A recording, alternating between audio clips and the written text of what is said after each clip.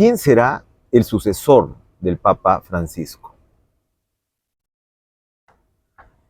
Mientras en el Perú, bueno, nos debatimos en nuestro vía crucis diario de denuncias políticas, de intrigas, de casos de corrupción, de incertidumbre sobre lo que le ocurrirá o el rumbo que tomará políticamente el país, la Iglesia Mundial atraviesa una mucho mayor incertidumbre con el estado de salud del Papa Francisco, del Papa argentino Gabriel Bergoglio, que ocupa ese importante cargo desde el año 2013, es decir, casi ya 12 años. Y desde el 14 de febrero está internado por una bronquitis en el Hospital Gemelli en Roma, que ha derivado en una doble neumonía y varias crisis respiratorias, la última el lunes de esta semana.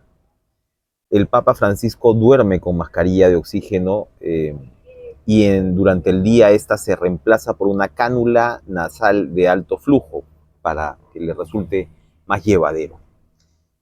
Es indudable el delicado estado de salud que atraviesa el sumo pontífice, que esta semana no asistió a la misa de Cuaresma que marca pues el inicio de los 40 días previos a la Semana Santa.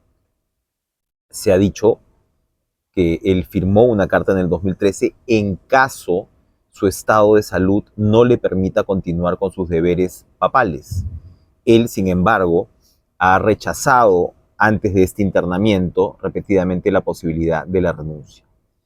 Sea que se active esa carta, lo cual es una posibilidad, como digo, controversial, o que el Papa Francisco fallezca, en cualquiera de esos dos casos se entrará a la elección del nuevo Papa por parte del colegio cardenalicio. Y esto es interesante, allí está la clave, no para saber o para determinar quién será el sucesor del Papa, pero sí seguramente para ver cuál podría ser la tendencia de ese Papa.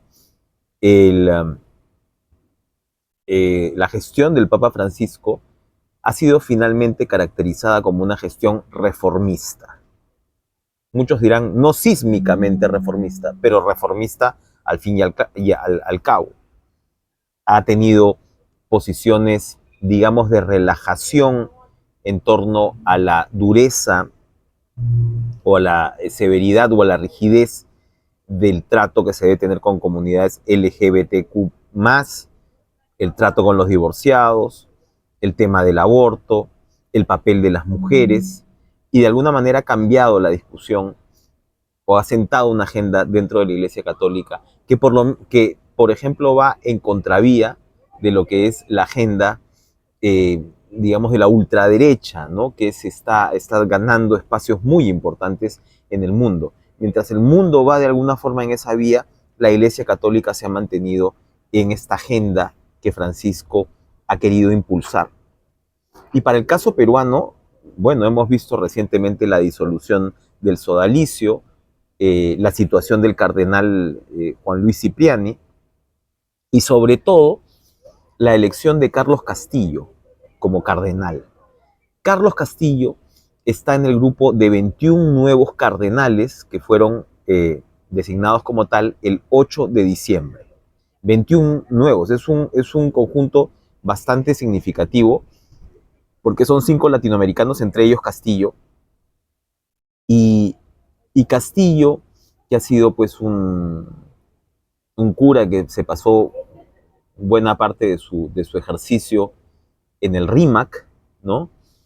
Y tenía de alguna manera para los últimos años alguna suerte de perfil bajo, porque él estaba muy identificado con Gustavo Gutiérrez, el padre de la teología de la liberación, y él pasa no solamente a ser obispo de Lima, sino posteriormente cardenal del Perú, y marca una clara intención del Papa Francisco hacia dónde debe ir la Iglesia en el Perú y en Latinoamérica en general, porque es de alguna manera el acento que tienen los nuevos cardenales latinoamericanos. Y de hecho Castillo, si bien se cuidan mucho en sus declaraciones públicas y hacia dónde opinan, ha sido sumamente tajante, por ejemplo, con respecto el sodalicio. Él pidió en el diario El País, solicitó en el diario El País antes de la disolución del sodalicio a finales del año pasado con un artículo muy interesante que hablaba de su propia experiencia personal con los personajes involucrados. Él demandó la disolución del sodalicio, por ejemplo, ¿no? Así que allí se ve claramente cuáles son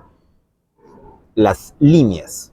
Estamos hablando de 141 cardenales en el colegio cardenalicio, eh, que pueden elegir al Papa, que pueden elegir al nuevo Papa. Si bien hay 252 cardenales en el Perú, el límite para tener el voto es el no haber cumplido 80 años, ¿no? Entonces, eso reduce el número, que sin embargo ese número de 141 sería el colegio cardenalicio más amplio, más abultado en la historia. Es además el menos eurocéntrico, y allí hay otro punto fundamental. Durante su papado, el Papa Francisco ha designado aproximadamente al 80% de esos 141. Habría que ver caso por caso exactamente cuál es la línea. Es probable que no todos pues sean tan reformistas o progresistas como Francisco, pero de todas maneras se va a ver allí una línea, evidentemente, así como Donald Trump modela o ha modelado la Corte Suprema a su imagen y semejanza, la Corte Suprema de Estados Unidos, lo cual tiene una relevancia sumamente importante. En el caso de Francisco, él también ha modelado el colegio cardenalicio a su imagen y semejanza. Son 57 europeos solamente, que es un porcentaje bastante menor frente al de otros años. 36 americanos, de los cuales 18 son sudamericanos, 4 son centroamericanos y 6 pertenecen a México. Tenemos a 26 asiáticos, 18 africanos y 4 oceánicos. De 50 países que estaban representados cuando Francisco llegó a ser elegido papa, ahora hay 70 países. Es entonces mucho más diverso, mucho más global, que son dos características que precisamente el ala conservadora de la Iglesia resiente. Y probablemente el mayor opositor al Papa es Raymond Burke, el cardenal Raymond Burke, un estadounidense, abogado, antivacunas, que defiende la misa tridentina del siglo XVI en latín incluso, y que ha sido muy crítico de la gestión del Papa Francisco, precisamente por la relajación, ¿no?, con todas estas poblaciones, la defensa de la familia tradicional, y claro, la resistencia a que mujeres puedan integrar puestos claves en la Iglesia. De hecho, acaba de elegir a una administradora en el Vaticano, que es primera vez que el puesto lo ocupa una monja y no un cardenal. Eso ha hecho Francisco.